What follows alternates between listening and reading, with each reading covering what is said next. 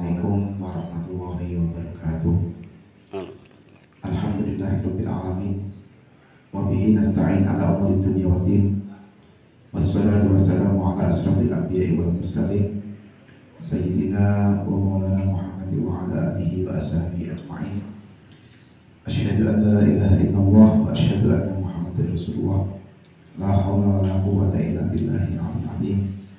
Amma ba'du. Yang pertama dan yang paling utama, maka kita panjatkan puji-puji syukur kehadirat Allah Subhanahu wa taala, yang mana pada kesempatan pagi ini kita masih diberi nikmat, masih diberi kesehatan, masih diberi hidayah taufik dari Allah Subhanahu wa taala, sehingga bisa mengikuti kajian pada pagi ini dengan lancar, tiada halangan suatu apapun. Salawat serta salam semoga tercurahkan kepada baginda kita Nabi Agung Muhammad SAW, yang kita nantikan syafaatnya mulai hari ini sampai kelak di hari kiamat. Amin Allahumma amin. Hadirin rahimakumullah, kami masih melanjutkan tema yang kemarin, yaitu tentang akidah yang perlu kita tanamkan kepada anak-anak kita. Yang selanjutnya yaitu apakah dosa yang paling besar? Ma huwa a'dhamu dzambin? Apakah dosa yang paling besar? Dosa yang paling besar adalah syirik atau musyrik kepada Allah Subhanahu wa taala. Karena musyrik itu tidak akan diampuni oleh Allah Subhanahu wa taala, dan orang yang musyrik kelak akan dimasukkan ke neraka selama-lamanya. Maka dari itu kita tidak boleh memusyrikkan kepada Allah. Kita harus iman mengesahkan Allah Subhanahu wa taala. Yang selanjutnya, ma huwa syirku? Apa itu artinya syirik? Huwa ibadatu ghairillahi. Syirik adalah menyembah kepada selain Allah, sebagaimana yang telah dilakukan oleh kaum-kaum zaman dulu, kaum Bani Israel, kaum Nabi Musa, kaum Nabi Ibrahim. Itu ada orang-orang yang menyembah berhala, ada orang-orang yang menyembah matahari, ada yang menyembah api, dan lain sebagainya. Tindakan itu semua adalah tindakan musyrik karena mereka menyembah kepada selain Allah. Jadi apa saja yang arti menyembah kepada selain Allah itu termasuk kategori musyrik yang harus kita hindari atau kita jauhi. Selanjutnya, hal yastahiqul makhluqu al-ibadata. Apakah kita boleh menyembah kepada makhluk atau sesama manusia?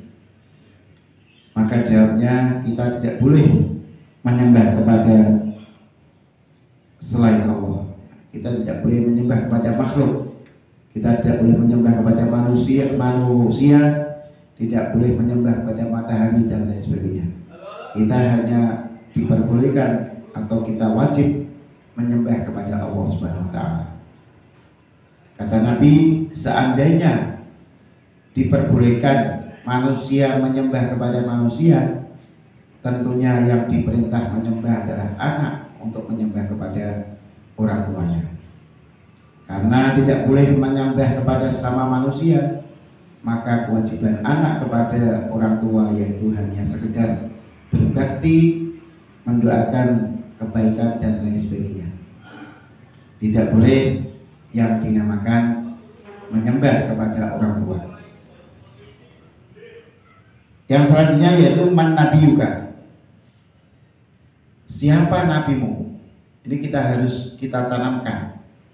Kadang-kadang anak yang tidak belajar di madrasah, tidak belajar di TPQ, tidak belajar di sanawiyah atau aliyah, itu tidak mengenal siapa nabi kita. Ini harus kita tanamkan. Kalau anak-anak yang sudah belajar di TPQ, di madrasah diniyah, sanawiyah, dan selanjutnya, insya Allah sudah hafal di luar kepala bahwa Nabi kita adalah Nabi Muhammad bin Abdullah. Man humul malaikatu. Yang selanjutnya yang perlu kita tanamkan kepada anak kita, siapakah malaikat itu? Hum khalqun khalaqahumullahu min nurin. Malaikat adalah makhluk Allah yang diciptakan dari cahaya. Jadi malaikat itu sama dengan kita, sama makhluk Allah. Tapi beda kalau kita itu diciptakan oleh Allah dari tanah, tapi kalau malaikat itu diciptakan dari cahaya. Dan yang wajib kita ketahui, malaikat itu ada 10. Malaikat Jibril, Mikail, Israfil, Israil, Munkar, Nakir, Raqib, Atid, Malik, Ridwan. Ini banyak sekali anak-anak kita yang sekarang itu lupa, tidak hafal dengan keberadaan malaikat yang wajib kita imani yang jumlahnya ada 10 itu. Kalau kita sebagai orang tua tidak mengenalkan, tentu anak-anak kita tidak mengenal siapa itu malaikat dan ada berapa malaikat yang wajib kita ketahui.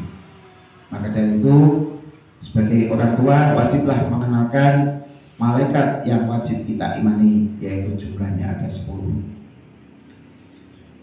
Mana al-iman bil kutubi. Selanjutnya, apa arti iman kepada kitab-kitab Allah? Karena dalam rukun iman ada iman kepada kitab-kitab Allah. Nah, apa arti iman kepada kitab-kitab Allah itu? Yaitu kita membenarkan apa yang ada di dalam kitab-kitab dari langit itu, atau yang disebut kitab samawi. Jadi kita harus yakin bahwa kitab Allah itu ada 4, yaitu kitab Taurat, Zabur, Injil, dan Al-Quran. Kiranya itu saja kajian pada pagi hari ini. Kurang lebihnya mohon maaf dan terima kasih atas segala perhatiannya. Billahi taufik wal hidayah. Assalamualaikum warahmatullahi wabarakatuh.